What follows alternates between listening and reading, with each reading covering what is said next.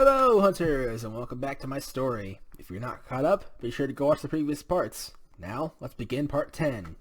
Blair begins to hug her dad, and then Claire comes out, and is happy to see Geer there. It's her first time seeing him in years. He's happy to see them again too, and once they stop hugging, he promises them that he'll never leave them again. He apologizes to them for leaving, saying that he regrets leaving them. Then Claire tells him that there's no need to apologize, because they'll always love him.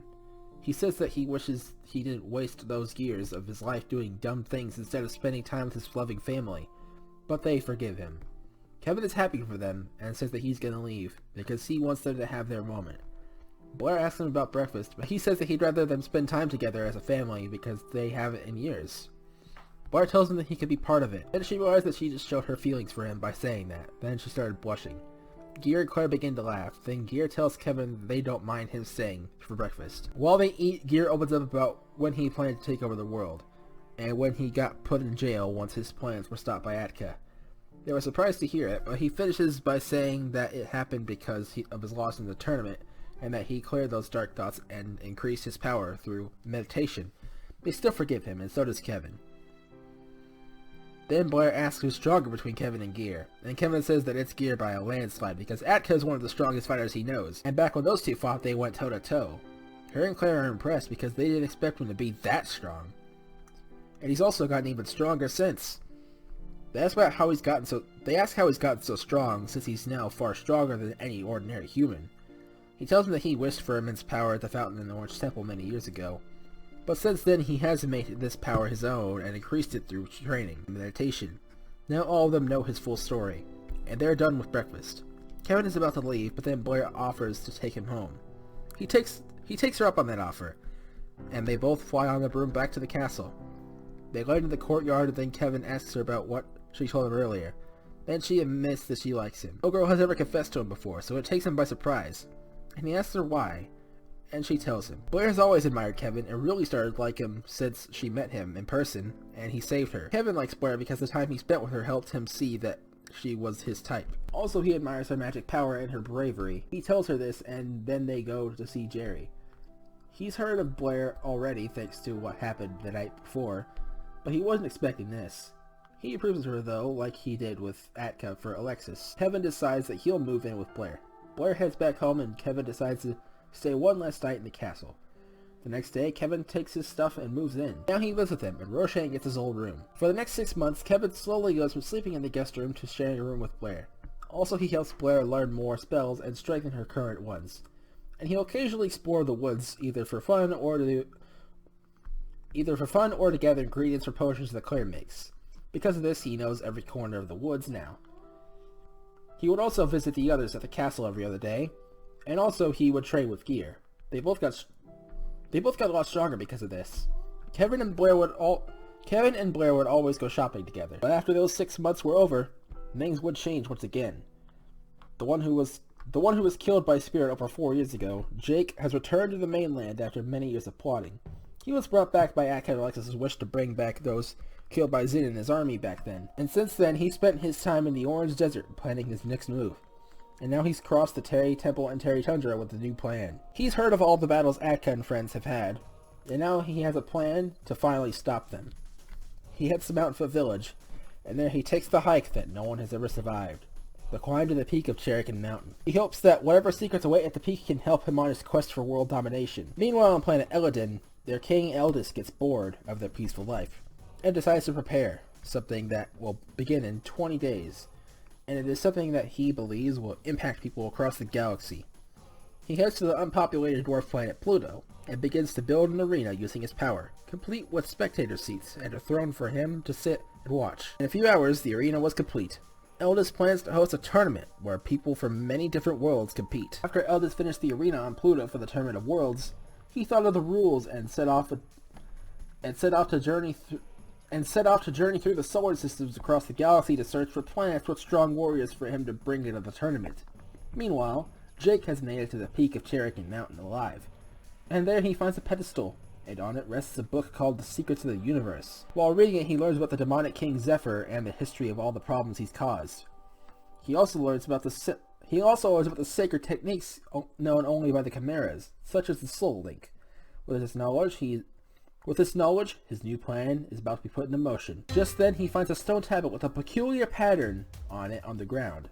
He steps on it, and he gets teleported to a strange room with a lever in front of him. He pulls it, and the wall in front of him collapses, and there he finds that he's inside the Orange Temple, which is exactly where he wanted to go. There he makes his first wish, to gain the power of flight. Then his second wish, to revive the two evil kings, Zin and Zabuzar. They are brought to the fountain, and they're both surprised to be resurrected. They greet each other, then turn to see Jake, standing there calmly. He tells them that he is the one who resurrected them, and that he can help them defeat the ones who defeated them in the past, as well as their father Zephyr. They're surprised that he knows about Zephyr, and he tells them that he's done some research and knows everything they need to know for universal domination, but will only tell them if they team up.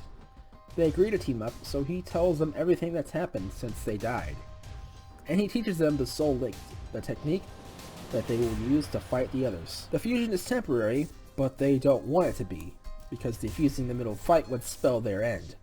So they use the final wish to make their upcoming fusion permanent. They leave and fly off to Cherokee Fields where they wait for the Alliance to go to them.